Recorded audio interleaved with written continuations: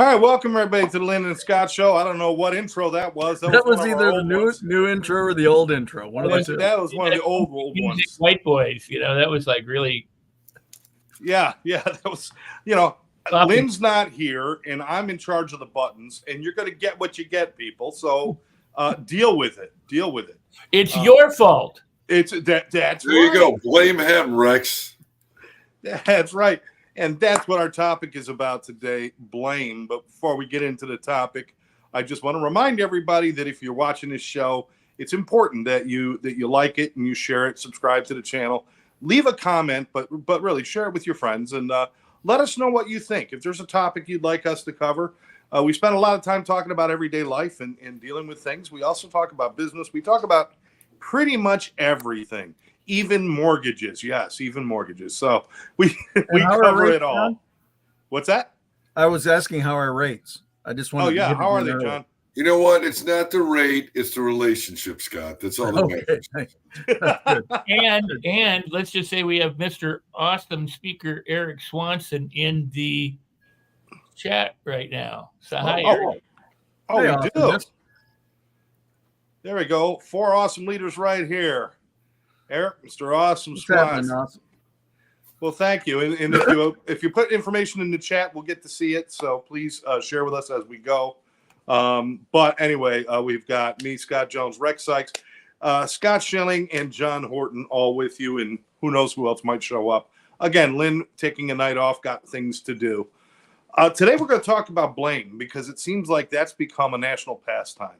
It's almost more important. Well, let's put it this way. Correct me if I'm wrong, gentlemen, but I don't ever remember a time where it was so much about blame and so little about solution. Most of the time, whether it's our media, and I don't think the media is all crooked, but I think they're skewed, and they're all skewed in their own directions. But it's all about blame, and in our politics, God knows it's all about blame, and even in our everyday lives. It's become very common when I'm talking to my friends and neighbors where we spend a lot more talking about what's wrong and who to blame for it. And very few people talk about what the solution is or what we can all do to make things different. And, let's start with that.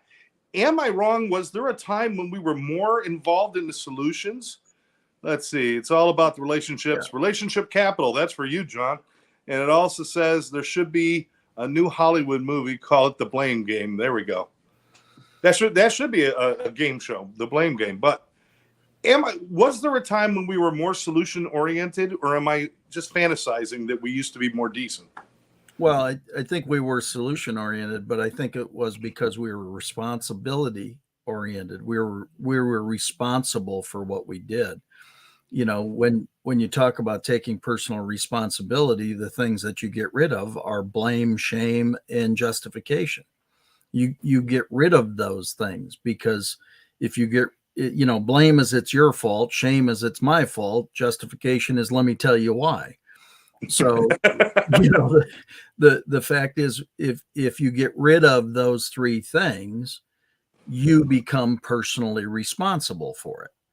And so what's happened is I think we've dished responsibility. And how do you dish responsibility? You do those three things. You either shame, well, I'm not smart enough to do it. Well, nobody's going to probably take that approach because then they're inferior or it puts them in an inferior situation. Justification, there's a whole lot of justification going on. And then the other one is blame. And so it's everybody else did it. Well, if everybody else did it by default, that means you didn't. And it's crazy. The reality is everybody has responsibility in everything at some point. We're all intertwined in all this thing. So I think that it comes. Yes, Scott, it seems like we didn't have as much of that because people stood up for their situation. They'd actually say, I messed up, I screwed up, I apologize. Let's fix this thing. Now it's everybody's dishing responsibility to every other party, so nobody's fixing nothing. And we get this just mess going on. And, it can be a spiral of people accepting responsibility and say, I mean, there's got to be a big timeout. Everybody's got to go to the corner and just sit for a while. We got to call timeout and say, okay, dumbasses, you're the guys in the responsible positions. It's about time you take some responsibility and do the responsible things. But there's so many other dynamics going on right now. It's crazy. So, I mean, I think we've got to, yes, there was a different time because I think we took more responsibility. If we want to fix this stuff, we got to start taking more responsibility. I like that. Now, here's something that's quite amazing. Karen, thanks for joining us. She says, way to go, Rex. And he hasn't spoken yet.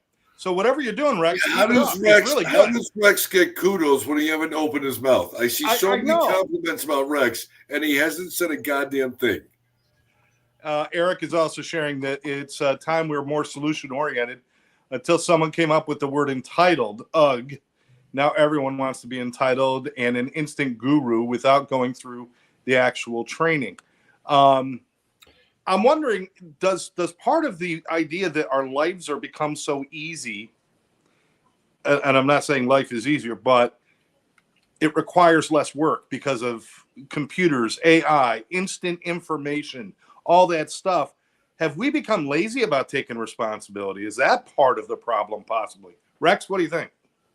Well, I would let me try to trace some of this historically, and it won't be meaningful necessarily for everyone, or it's not the gospel truth. But when we were an agrarian society, we could pretty much blame God or the king, or the neighbor or ourselves for, the crops not growing right or the cattle getting out of the barn or whatever. When we became an industrial society, we were workers. We moved to the city. And so we could still blame those, but then the workers could be blamed, and they could also blame their bosses, and then they could blame, their neighbors more because we moved into a closer living arrangement. So we dealt with more people than we ever had before, and we had a different form of responsibility. We were being paid to work instead of working the land and taking that to market. So we had a big lifestyle shift as well as a mind shift. Now, if you go to the founding of our country, the United States, may not be true or applicable to everybody. The people at great risk and great peril came together because they had a vision of what they wanted instead of what was going on the other side of the pond. They were escaping tyranny to come here to create something, and because of that vision, they created a unification of the colonies. They created the Declaration of Independence. They created ultimately the 50 United States. And what's happened since that, the Industrial Revolution and our wars and everything else, is we've come to this thing where we think that a certain way of being is the only way to be, whether it's capitalism or socialism or communism or whatever else. We have our view of what's right, and we've given up this higher purpose, like democracy, and I don't mean just that, but I'm saying, this higher purpose of unification, of harmony, of cooperation, in order to crush and to kill and to maim and to hurt and to harm anybody who doesn't agree with us, politically, religiously, our neighbors or whoever it is. So it's really easy to blame everyone. Now, I agree on the sense, I don't know about the word entitlement, but everybody, there are people who want to fast track everything, and they don't want to do the work. And the difference between us today is now we got a lot of things that are being done for us when you say AI or the internet. I mean, the internet is a great thing that we have, and social media is wonderful, and it's used usually to do combat with each other. I say, I like this, and somebody goes, well, that's the dumbest thing I ever heard.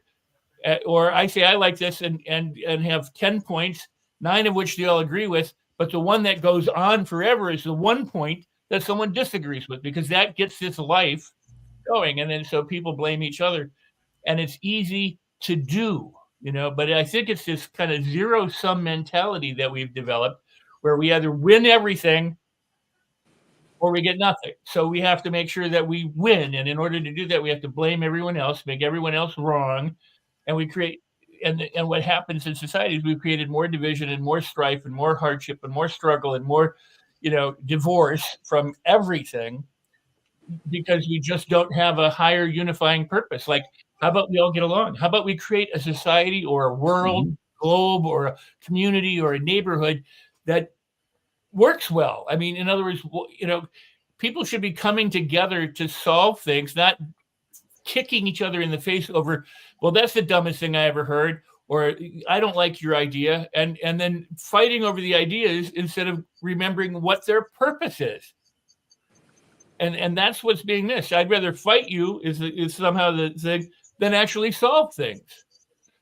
So we have to come back to a place where we go, there are problems and there are solutions. Let's together focus and cooperate on figuring out how we solve it and work together in order to make that happen.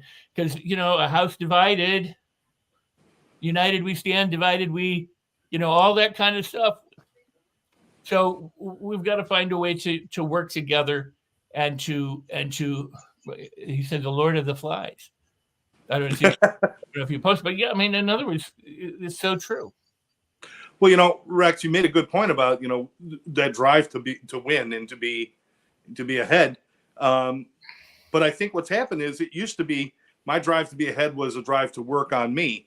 Now a drive to be ahead is a drive to sabotage those around me so that I rise to the top.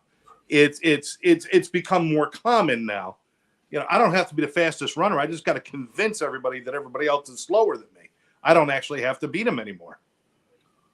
I don't disagree with that, other than I think there's certainly aspects of that that's true.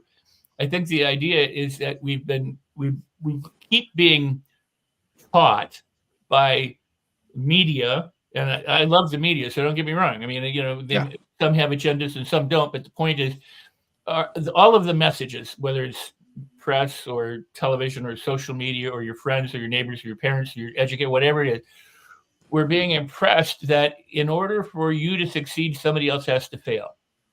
Yeah. You have to crush your competition. We've lost this, like, let's all get in the boat and travel to one destination. It's like, all get in your own boats and whoever gets there first gets the prize. Now, that's not only today. That's always been. Yeah. There's always been some form of competition or race or jousting, in the old days. But it seemed like, it wasn't just to the victor go all of the spoils, which is, it was. But what I'm saying is that now, because we're united in social media, we can fight more. Everything seems exasperated, and our world is much smaller and it's more condensed. And so the problems that we face today are far more immediate to us than they were if you lived, out in the middle of nowhere and got your news 6 or 8 months later. We're getting everything instantly, so we can instantly go, that's wrong, that's bad, I don't like that, and I don't like that person, and they shouldn't be doing this. And, so there's a lot of, there's a lot of reasons for why it is. The point is, who cares? Yeah, I agree. Why it exists may not answer how do we change it, or how do we affect it in a more positive way. And like we make a lot of snap judgments on that, based on all that information coming in without having a whole lot of information. It's usually you got people reading a Google headline and they think they figured out the secrets to the universe. So, John, you're in a position where you work in an industry where it's really, there's a lot of negativity around financial and mortgage and all those kind of things, but you seem to keep this positive spin. How do you do that? It's all mindset, like we've talked about before. And the funny thing is I think two things you need to look for is you got to watch who you blame, because you could have someone, and again, we've been talking about it, and it's been a big thing, very important thing, your mental status. I mean, if you blame someone that has some kind of mental status, that could put them over the edge. You know what I mean? It's almost like you have to share the blame. If I did something wrong, eventually I will. It's going to happen one day. Don't worry about it. But I'll take blame. I mean, I've done a ton of shit wrong. But I think if you're going to throw blame on someone, you really want to make sure, you've done your research. And number one, you shouldn't do that anyway. If there's something wrong, both people are party to it. And again, on the financial side, I talked to somebody today. And, is it going to work? Is it not going to work? It's having a conversation. Pick up the goddamn phone. Stop texting. Stop emailing. Yeah. Pick it up. And Scott, Schilling, you and I have talked about this. Man, it's some lady texted me today, and she has this question, and she specifically says, "I hate the phone," and I've known her for 15 years, but she asked me this question, and it doesn't really come back to blame or not, but it was a question, and I said, "I know you don't like the phone. I need you for 2 minutes. This will not come over well on text, because then guess what? I'd be the one to blame." She's like, "I'll call you tomorrow at 9:00. I'm like, "Why can't you just call me now?" Just loves to text. Again, I think you just need to watch where the blame is going. You need to be, if there's a mistake, customer side, client side, you're both at fault. There's no way anyone is always 100% at fault. I think you got to be willing to step up to the bat. And I always say, I've said it for 30 years, if it's a problem on Monday, it's a shit show on Friday. Get it out of the way on Monday. At least that way you can work through the blame, work through the issues. So I just think it's like just growing up and picking up the phone, man. It's not rocket science. It's not going to end well, but it will end well if you face it earlier and accept half of that blame. Now, both these guys, and Eric in the comments, it is responsibility, and blame, whether it's self-blame or blame of others, doesn't resolve anything. All it does is identify what the problem is, or what you think the problem is, what you think the issue is, but it doesn't solve anything. And what we need to do is stop blaming and stop explaining and stop giving all the reasons for why things aren't the way they should be or ought to be or could be or all of that stuff, and just make it a point of saying, if I want it, it's that saying, if it's to be, it's up to me. Or I always like to say, if it's going to come true, it's up to you. Put it on, is the idea that you have to be accountable for your own mistakes, and there may be consequences, but whatever. And you have to be responsible for the life that you create for yourself and or for other people. And if everybody did that, we'd have a much different world. Everybody may not do that. So you have to go, all right, so if they're not going to do it, what can I do? Instead of going, they're wrong, they're bad, they're holding me back, they're preventing me. That's why Henry Ford's statement, I never let what I cannot do prevent me from doing what I can. So not let other people or circumstances or events prevent you from doing what you can do to have the kind of life you want, or to be compassionate, loving, and kind for other people. Now, one more thing I want to address that I'm going to, but Eric mentioned about people doing the fast track or what.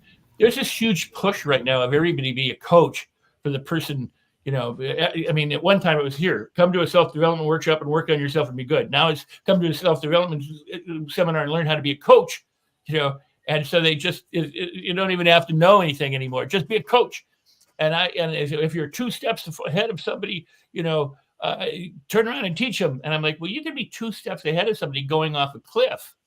That doesn't, what you want is to have people who get experience, who have the chops. I don't want an inexperienced brain surgeon. I don't want an inexperienced heart surgeon. I don't want an inexperienced anything.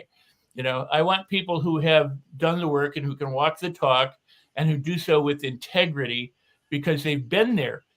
What kind of coach could you be if you don't have any experience coaching? So yeah, exactly. Well, I think you said a very key word before, Rex. Hey, Barry, and that word was consequence. Yeah, and that's one of the words that seemingly has fallen out of the English language. That there's less adherence to consequences. right. Than there were in the past. We knew if we did something, there would be a consequence to that thing, whatever that might be, right? And if we don't hold people responsible, it's interesting how it comes back to the word responsible. If we don't hold somebody responsible, if there's no consequence for their actions, stuff just happens, right? So again, a big part of this all is, and I agree with you. We had that same talk today. There used to be 1 million coaches. Now there's 6 million. Yeah. I'm sure the need is that much greater. The fact is, it reminds me back in 2008 when everybody with great expertise got pushed out of corporate America. Hey, you know what you should do? You should be a speaker. You got no clue how to speak. But you got a lot of experience not speaking, so that's really good. But to your point, back in those days, if you were good and you had merit, you got paid to speak. Now everybody wants you to pay to speak. So if you got the money but aren't any good, you can still find a place to speak, or you can speak like we're doing, free on the air. Yeah, no, but again, that's the thing, that it's, you study. I mean, I'm fortunate to have had 19 mentors that I've studied under, and you work to take that information and then translate it to the next level.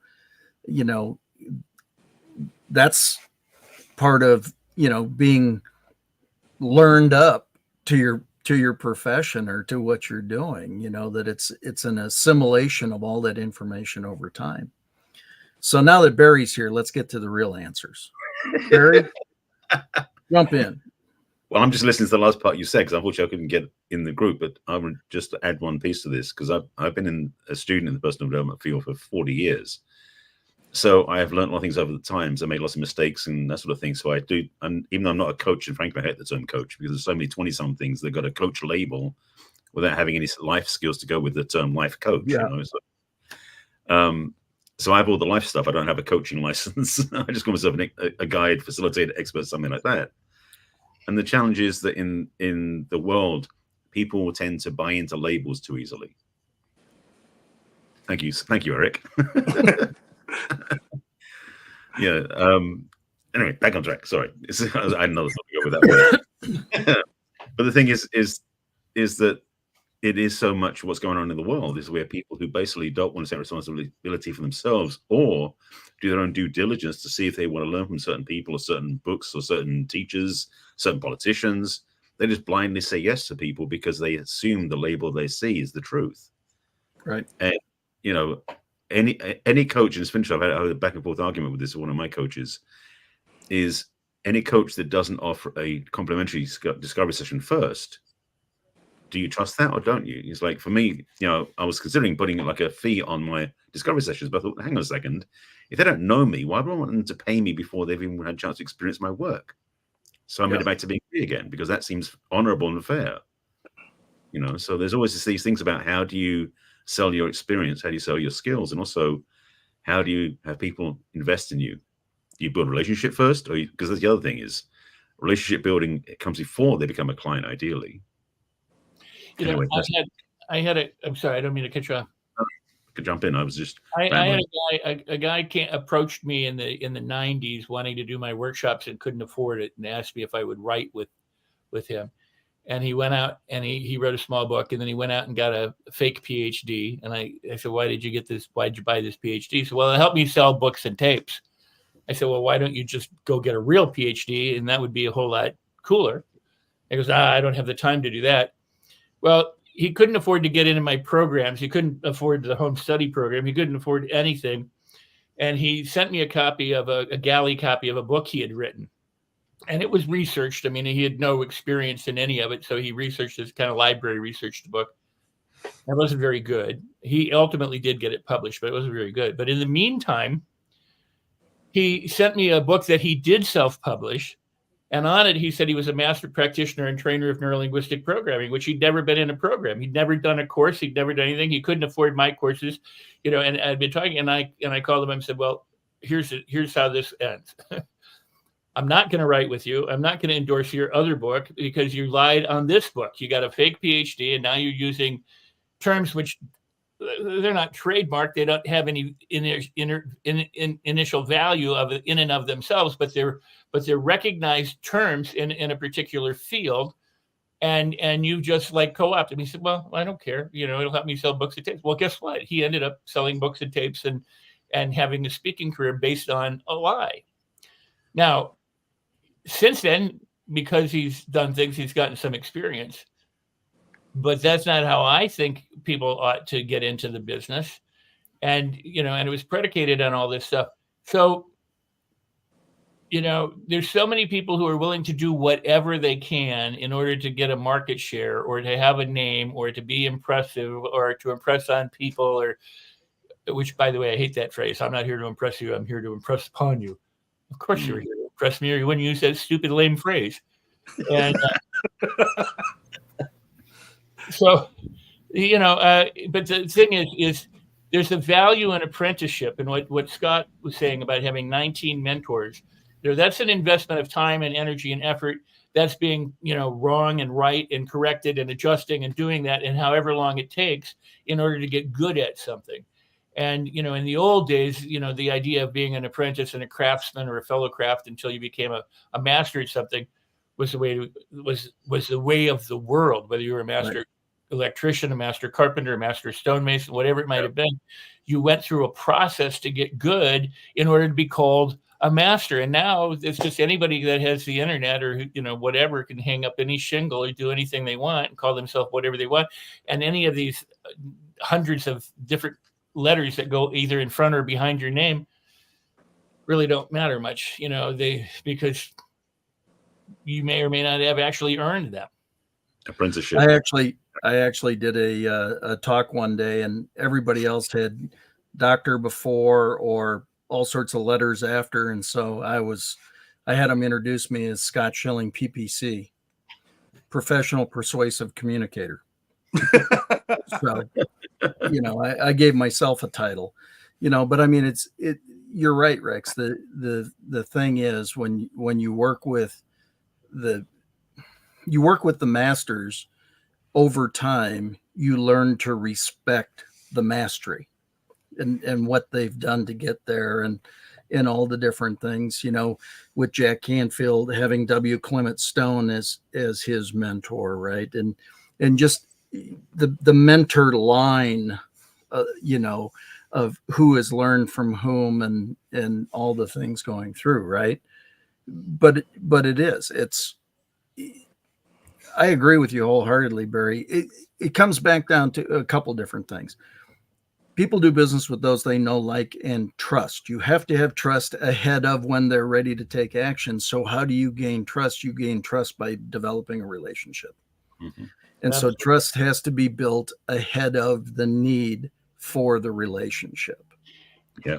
I want to add, because, back in the 80s and the 90s, there were a handful of us globally that taught neurolinguistic programming. And I could tell, as probably all of the other ones could tell, who students were because of what they quoted, how they quoted it, what they did, because students tend to, mimic the mistakes as well as the good things of their teachers or trainers. So you could tell. Well, once the internet exploded, I mean, people tell me all the time, I have a certification in NLP, and I was studied with so-and-so, and I'm like, I don't have a clue who that is. And to tell me you have a certification in NLP, you might as well say, hey, I threw $100 in the street. I'm like, oh, what? I don't care. I mean, it doesn't mean anything to me anymore, but one of the things that is fascinating with all of these coaches and all of the people today is I can still tell who really has learned by who they quote or who they attribute quotes to. Yeah. Or whether they even bother to attribute. Well, yeah. And my pet phrase is, if you wait long enough, all quotes will be attributed to Tony Robbins. There's some truth to that. Well, I was going to go with Al Gore, but that'll work too. No, but I mean, there are certain people who, it was Jim Rohn or Zig said this or something, but somebody will say, well, Tony said this, and it was Moses who said that in the Bible, and you go, well. So, and I'm not picking on Tony. I'm just saying that there are, people are misquoting people all the time. And I hear this and I'm like, well, you didn't really do much other than hear, one person say this. And now you're quoting that person as if it's theirs, as opposed to doing the legwork and finding out who actually said it before them. And, maybe you don't have to do that, but if you're going to present yourself as an expert or an authority in your field, you ought to at least know who to attribute what to. Absolutely. Yeah, very much so. That's funny. I'm not sure where we turned the corner from the blame game to the coach, the shell game of coaching. Well, we're blaming the coaches. We're going to blame all the coaches. Well, we're blaming those. We're blaming those who are claiming to be coaches. Yes. Without the years of struggling and having their ass kicked. Well, along the way. I've thought, and I've been talked about, people talk to me about, do the coaching thing because I'm good with people, in front of people. But that's not who I am. Who I am, I like to educate people on certain processes and certain things. And I like to buck this system. I like to fix the narrative on addiction and mental health and those things. I'd like to change those things. I don't, you know what? I look at the pattern of my life and I'm like, listen, if you want a reverse barometer coach, I'm the guy. I'm the perfect guy for the reverse barometer. Whatever I frickin' say, do the opposite. Your life is going to be great. Let me tell you. But I don't feel the need to have that kind of, I see it for some people as a need to share, and it's a good need to share, a want to help. But for most people, I see it as a need to control and a need to rise above the pack. Oh, yeah. And that's just the wrong way to do things, you know? I'll tell you, I learned more from being around the right people, not just sometimes. And I certainly have had some mentors in my time, but I surround myself with people who want to make a difference. And I learn more on a daily basis drinking coffee with somebody who's in that tribe than I would ever learn anywhere else. And that's what I like to do. But well, Scott, you're coaching from experience. You know, you're coaching from what you've lived and or the mirror image of it. And right. And from you're either coaching from what you've lived or the lessons learned from what you've lived, which that's all experience, and over time experience turns into wisdom. The only way that you get wisdom is time. Yeah. And time being that you get experience in that time. Yes. Yeah, exactly. I mean, it's the combination. And that's why, again, I mean, I think it's the same thing. I was talking to somebody the other day, 23 years old. What are you? I'm a life coach. Of what? What have you experienced at 23? You just got your driver's license 6 years ago. I think you need a little more time on that. Well, I want to ask this. I know what a basketball coach is. I know what a swim coach is. I know what a football coach is. I know what a boxing coach is. But what is a life coach? Yeah. I mean, I don't want to be responsible. I'm a life coach. I'm coaching you for your whole existence. Right. Yeah. Definitely. Well, that would indicate that I have experience in every aspect of life, and I know exactly what to do. And guess what? Not only I ain't that God. In the mornings, I talk to that guy, but I ain't that guy. But you also have experience enough to help all of the people who come to you and coach them in their life. That's pretty audacious. That's the insanity. Yeah. I mean, I think people who stick to like certain specialties in certain areas, those are the ones you really want to go to. Not the guy who says I can fix everything. Right. You know, I don't want the guy who can fix my air conditioner, rotate the tires on my car, doing brain surgery on me because he says I can do everything. I want to go to an air conditioning guy. I want to go to a mechanic, and I want to go to a surgeon. Why wouldn't we do the same things with different areas of our life? Because we're Barry, lazy. What were you trying to say, Barry? I want to say because there's a couple of things. If I remember what they were now, one of the things is that people I've said in my marketing stuff that I'm known as the love doctor to my clients and friends because they call me that. I can't claim it because, first of all, I've been sued that I can't use it professionally because somebody got the trademark on it, of all things. But I can still be called the love doctor by my friends because that's an affectionate name. But the thing is, this, and I said earlier, like you said, Scott, the whole calling yourself a life coach when you're 22 years old is ridiculous.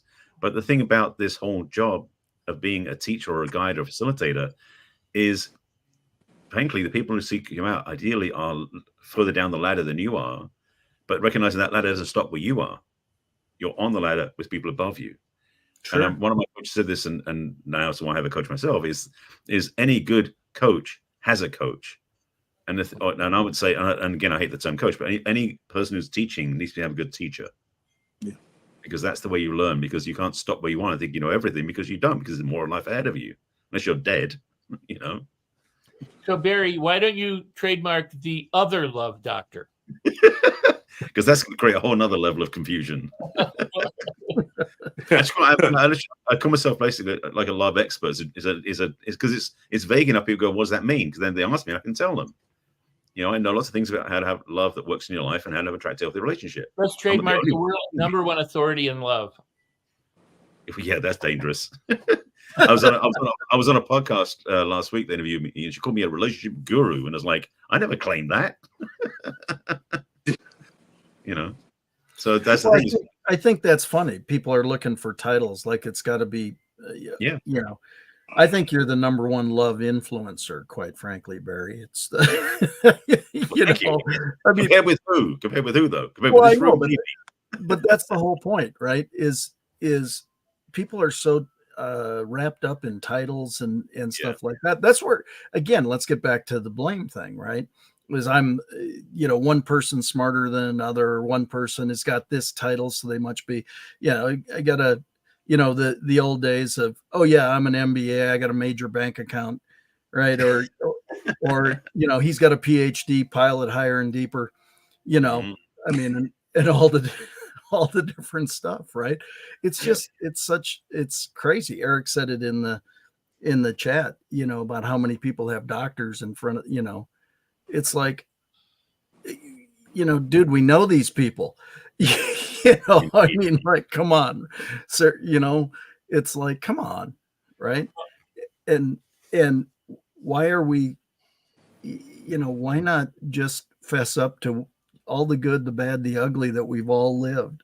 There's nobody who's lived a perfect life, or maybe the guy that, Sunday, but other than that, the rest of us haven't done, we've had our challenges, we've had our stuff, but that's what's, smoothed out the diamond, right? I mean, we've been under the pressure. We've had the edges knocked off. We've had the stuff. Nobody's life is perfect. Taking responsibility for your own experience, your own challenges, your own growth is the only way to navigate this, frankly. People don't do that. They keep blaming other people, like saying, and this is the thing we talk about with codependency, is we have a real tendency to put the blame on somebody else because we're not willing to do our own work, which is where the problem lies. Well, I think, did I cut you off? Sorry. No, that's right. I was just mumbling the end of that. No, I was just going to say that, when we hold a flashlight, whatever is highlighted by the flashlight is outside of us over there somewhere. And when we blame, we're putting it outside of us and over there rather than looking at ourselves and going, how can I be better? We're saying they need to be better. They need to do different instead of how can I be different? I may or may not be able to change you or the circumstances of the events, but I certainly can change how I react or respond to those events. Absolutely. That's within my control. And if I don't do it and I sit there and blame myself and go, well, you stupid idiot, I do it. Well, that's just wasting time.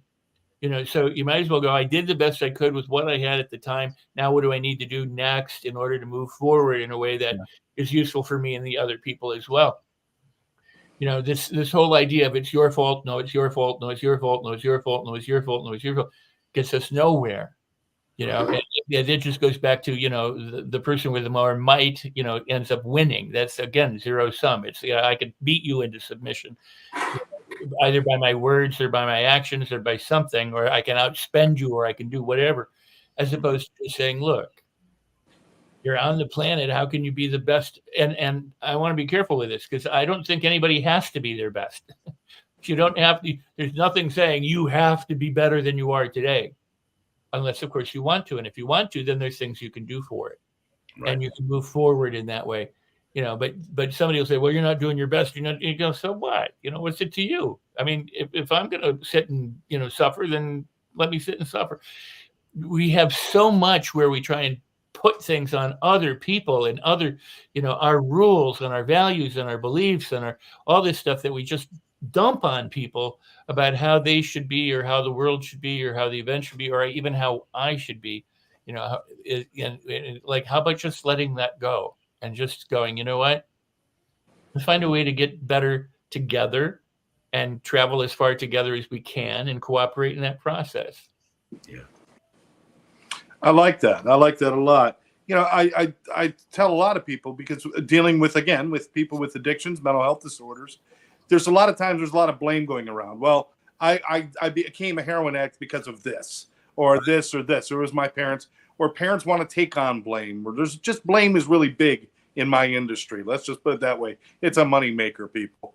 But when I say we have to eliminate blame and just take responsibility to do what we can to better ourselves, better our lives, they're like, well, I want to know what caused. And I'm like, causal is not the same as blame. Looking for something that's causal that may have, where the fire got sparked is fine. It's good for me to know that. That's fine. But if I was to blame, that's me standing back, folding my arms and saying, you did this. I'm not a part of this. But if I see the cause, then I can immediately assign, now where's my responsibility? What can I do? So they are two different things. It doesn't mean you don't look for causes of problems. It's not the same as looking for blame. Blame is an absolution of responsibility. Cause is simply, where's my part in the process? I don't know if that makes sense, but I just want to make sure people understand. Nobody's saying don't look for the beginning of a problem, because sometimes you need to solve it. But it's not the same as blaming everybody. No, so something I want to share, just this is brought up, reminded us about responsibility. I learned back in the seminar back in the 80s, so it still comes up in the conversation, is that lots of times people will say that it's not my fault, therefore I'm not taking responsibility, because they disown it somehow. Right. So there's a spectrum that's going to happen. So it's not like it's clearly your fault, therefore you need to handle it. Some people just don't know how to take responsibility. And there's this framing I remember learning, which was CPA, which is create, promote, or allow, depending on the degrees of how much you're involved in what happened. If you actually went out and you lit the firework underneath the car and the car caught fire, you're responsible for that. But the thing is, if you see someone doing it, you don't stop them, you don't say anything about it to the owner of the car, then you're basically promoting. You're in a way you're allowing it. The promotion piece is an interesting one, because it's kind of like you nudge somebody else to go do it. So you're not responsible, but you still made it happen. So there's always different ways we play with things in life, where basically if we don't look at it from the lens of authenticity, we say, what ownership do I have in what happened? That's where responsibility starts. But most people aren't willing to do that, because they're afraid to be at cause or make themselves feel wrong, because they judge themselves. Blame is one of those things that the flip side of blame for me is shame, clear enough, because we're not willing to take responsibility or even say, you know what, mea culpa, I screwed up. We don't do that much, unfortunately. If we did, boy, we'd change the planet. If the government did that. That's right. But it starts with us. It starts with us. Yeah, so it starts with every individual. Again, that's where we were going earlier, with blame, shame, and justification, for sure. The fact is, if we would just identify, it's like we've talked about before. When I sales train, people make sales way too hard. It's 4 words: identify problem, provide solution. We've got problems. We've got challenges. Okay, let's identify them. Okay, now let's provide a solution. It doesn't say identify problem, blame the bastard that created it, then find a solution, right? Yeah. There's not that middle section in there, right? It's let's get after this thing. Okay, we've identified it. We've got a challenge here. Let's fix it. What could we do to fix it? What would make some sense? What are the possible? There's typically never just one fix to a situation. There are multiple potential fixes to the situation. Why not look at them? Why not look at multiples? It may be worthwhile to say, what does blame serve? It serves to deflect, it serves to distract, it serves to protect, it serves to, belittle. I mean, there's a number of things that elevate. Yeah, exactly. Yeah. And it serves people, and so they do that because they think they're going to somehow be fulfilled, and maybe they do it, non-consciously out of habit, because that's all we kind of know. Right. But it's still it's serving a purpose. Now, most of us, I would imagine, know the notion of reframing. You put a different frame, a different word. People. I think that Pollyanna is the most disparaged person on the planet, because everybody goes, "Oh, who wants to be Pollyanna?" Well, I do. I want to look at things. I want to look at the good side of stuff. I don't want to look at the crap. And so all Pollyanna did was find the good in things and then say, "Hey, everybody, did you know this?" And they go, "Oh, you sappy, syrupy little kid. Well, how could you? How dare you?" I mean, if you're not positive thinking, what is the alternative? Negative thinking, crappy thinking, shitty thinking. I mean, So, but the idea of reframing, it may not be accurate. It may not be true in the true way of things. But if you accept responsibility for everything, I'm responsible for them. I'm responsible for what they do. I'm responsible for the world. I'm responsible for events. I'm responsible for circumstances. I'm responsible for my own reactions. I'm responsible for everything. It does put you at cause, which Barry used the word before. And, science says there's a cause and then there's an effect. And for every cause, there's an effect. And for every effect, there's a cause. And a lot of people spend all their time trying to find the cause. But the point is that, and there's correlation, but the point is that if you take responsibility, whether it's accurate or not, say, hey, it's up to me to figure out how to make this better for me and for the people I love and care for, or for everyone involved.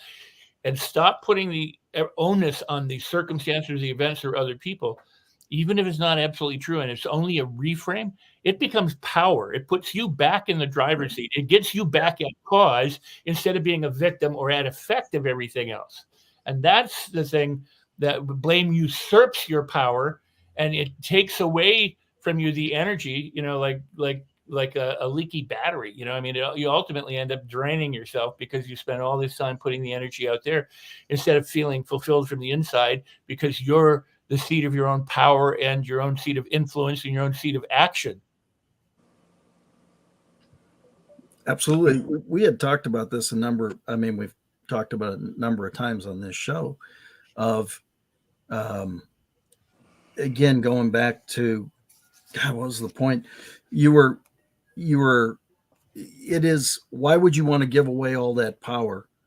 Because you've got the decision-making ability to take the next action if you're responsible for it, right? I mean, if you're at the center of it, why wouldn't you take and make the decision that could create that proactive, potentially positive result, from everything? And we've talked about this a lot on this show over the various shows that we've done, that we're part of it. I think, I hate the fact that we're being lied to by so many people consistently, and we're being told we're not. So we're being convinced that we're not being lied to, which is creating a habit of it's okay to lie, of which it's not, because we're again giving up that power, but it's being impressed upon us. If it walks like a duck, quacks like a duck, it's probably a frickin' duck, and something goes waddling past you quacking, and you go, oh, look, it's a chicken. It ain't a frickin' chicken, it's a duck. Stop calling a chicken stop calling a duck a chicken. It's ridiculous. But that's where the speed of information flow with the internet and everything that's going on, right, is and now with AI, I mean, the ability to create fake this and fake that, that's where the hazard gets more immediate, faster. And so now, where's the critical thinking? I mean, it was weird. I was thinking, because I'm going to produce some more What Now Wisdoms, and that one of them, I just was walking to, I want to do one. Where's common sense? What happened to common sense? We've heard that common sense isn't so common anymore, but what happened to it? Where did it go? Why did we stop? It's almost like levels of other shit got put on top of it and just got pressed down, and people aren't doing the critical thinking and they're not being trained up into how to do the critical thinking. All us old farts that are on this, we were taught to think critically. I mean, it's the only way that we could do it way back when. Now it's a machine thinks for you. Well, it's the laziness approach. The thing is, it takes effort, it takes willingness, it takes getting outside your own bubble to actually learn things and find out what's going on, to know what the truth is. Yeah. Unfortunately, most people want to be spoon-fed, so they don't want to do any work. Well, the ultimate side to the lies and being spoon-fed and the repetition of the lies, or the repetition of outrageous behaviors or whatever, creates apathy. It creates a numbness. It creates people going, oh God, I want to opt out of that. So the more you're bombarded by the same stuff, it's just like if you go to work in a factory and it's really loud the first few days, after a while, your brain accommodates it and makes the noise. You can see that, if anybody's ever ridden a motorcycle, you get your first motorcycle and you're yelling at the person next to you. And a week or two later, you're just talking to the person next to you because your brain deletes it. Now, there's a mathematician named Polya who wrote a book called Mathematics and Plausible Reasoning, who said essentially, if it looks like a duck, quacks like a duck, and walks like a duck, it's a duck. His premise is, and it's a beautiful premise, he goes, about three things demonstrate that it's a duck. Anything you add after the three, pretty much people will tune out. They'll forget, they won't know. It doesn't add to the argument. So if you go, it looks like a duck, it has white feathers, it's got yellow beak, it's got flat feet, it's got webbed feet, it has and it quacks like a duck. And, I mean, the more that you keep adding, you go, after about 2 or 3 of them, you go, okay, I get it. It's a duck. And the more that you add, the more that you keep going, doesn't do anything. But we're bombarded by blames and by lies and by, falsehoods and by distractions and everything else. So that people just go, okay, I'm done. I'm not going to watch the news anymore. I'm not going to be informed. I'm not going to do anything. I'm going to opt out. And that's how you control people.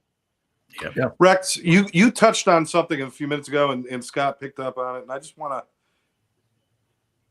to, there used to be this old thing about not in my backyard, it's like, I'll protect my family.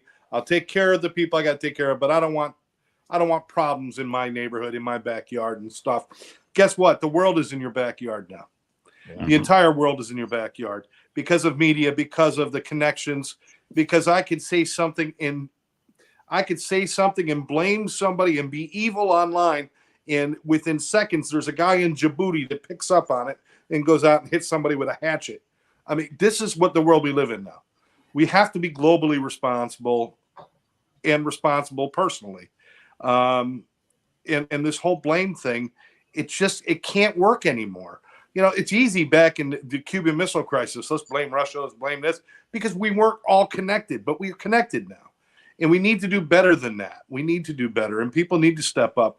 And we've been talking about AI and the loss of responsibility for gaining knowledge, because knowledge is too easy to gain. We've lost the responsibility to grow because we're all entitled. We've lost the responsibility to do all these things. So we lose the responsibility not only to ourselves, but to the people that we love and the world. Because like I said, everybody is in your backyard now. It's a different world. And all the blame in the world is not going to make it better. The only thing that's going to make it better when everybody stands up and somebody gets punched in the eye somewhere in China, I got to stand up and say, I am responsible because I am part of a human race. The human race is no longer separated. It's not. We are a global unit, and we need to start looking out for each other. I fear that we're not going to go that way, but I pray and I hope and I will live as if we are going to go that way. So well, we're at a fairly critical point. We talk about this many times on this show too. It's called making the power of choice and making decisions. We love you too, Lynn. We have the choice to start treating people with respect, honor, and dignity. That's why a number of years ago, I just started pounding the drum of let's return respect, honor, and dignity. Respect doesn't say that I have to agree with you. It just says that I should respect you.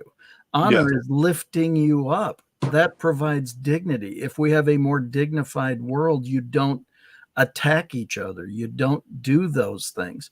I mean, my wife told me about this, this thing in New York City now where women are just walking along and somebody will just punch them in the face. What the hell? Why? Where does that come from? Okay, well, now that it's come, let's get it to go away. That's just, it's not acceptable.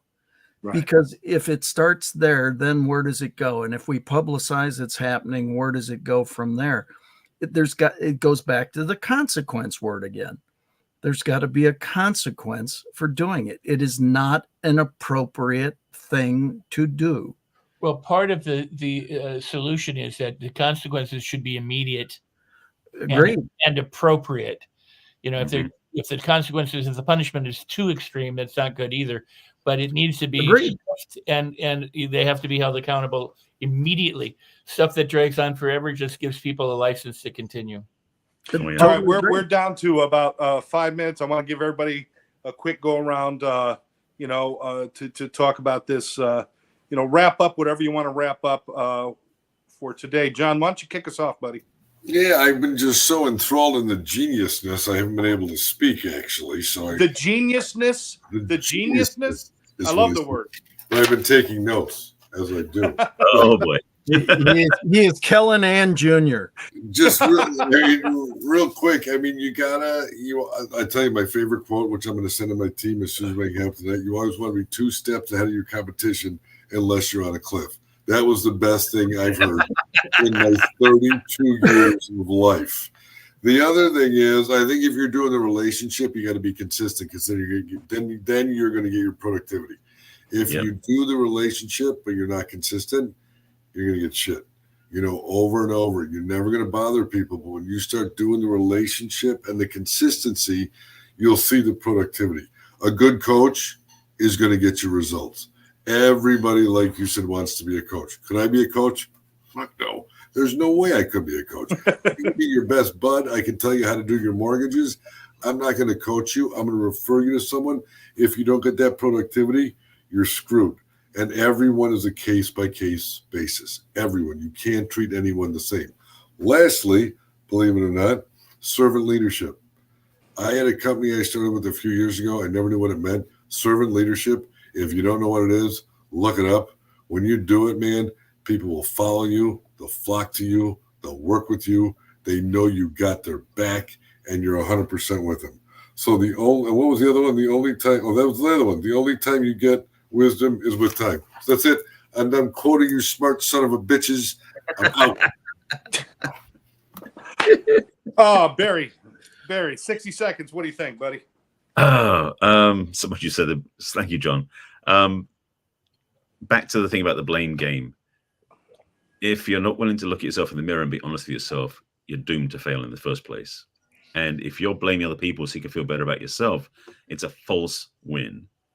So ultimately, I keep saying that, there's a quote I love using as well, which I heard from one of my teachers many years ago. It's like, when all else fails, try honesty.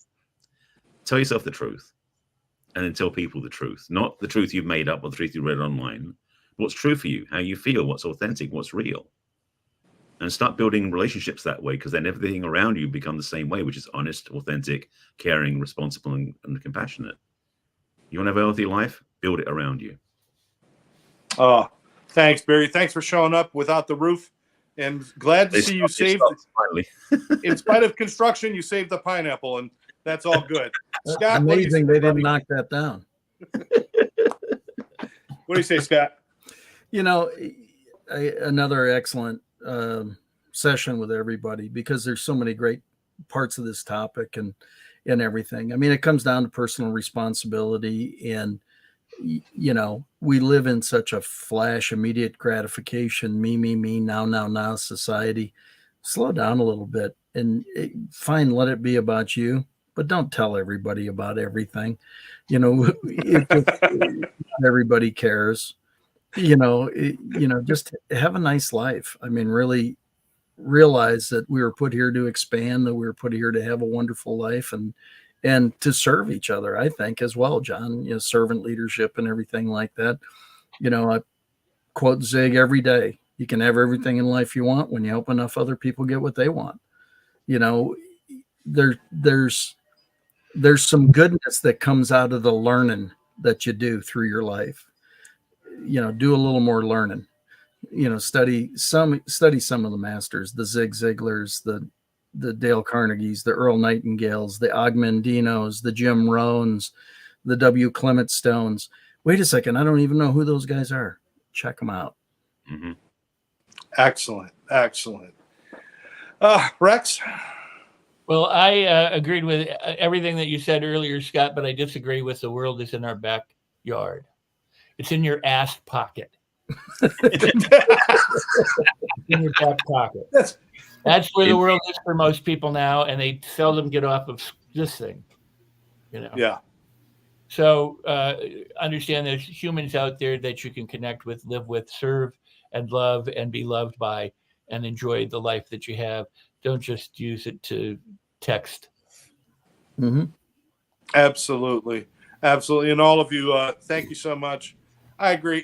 Scott, you said you don't have to tell everybody everything. And that goes especially for you vegans out there. Tell me you're a vegan once and then be done with it. I don't need to hear it every conversation. Thank you very much. I want to thank Rex Sikes, John Horton, Scott Schilling, and, of course, Barry Selby. And our big shout out to Lynn Serrano, who wasn't here tonight, but who put this madcap group of people together, and somehow it just stuck. And sometimes shit sticks together. You just don't know why it works. It just does. Proud to see you guys every week. Thank you for being here, and thank you all for watching. Share out the show. Share the show. Yeah, sure. Have a We'll good catch you night. next time right here. Comment. Grab